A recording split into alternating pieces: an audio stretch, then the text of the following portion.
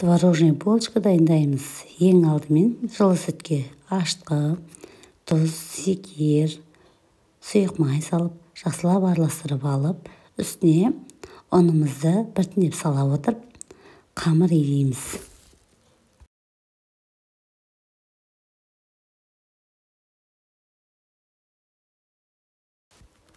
Осындай жұмсақ қамыр болады, қолға жабысатын.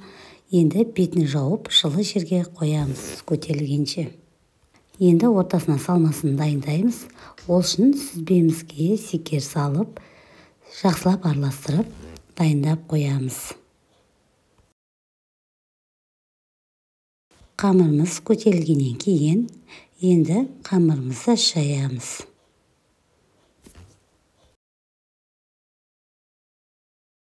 Қамырымызды төрт-бүрші етіп шайып аламыз.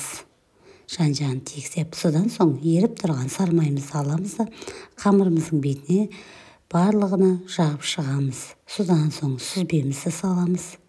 Сүзбемізді жағып, үстіне кішіміштен салып шығамыз да, енді рулет құсатып ораймыз. Енді қамырымыздың шеттерін осылай қолымызбен жауып шығамыз.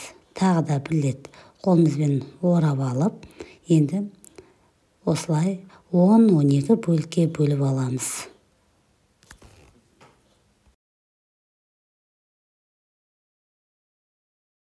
Қамырымыздың бетіне жауып қоямыз да, көтерілгенше 15 минутқа қоямыз тағы да. Содан соң бетіне жұмыртқаның сарыуызын жағамыз да, 180 градуста шамамен 20-25 минут пісіреміз. Осымен булочкамыз дайын.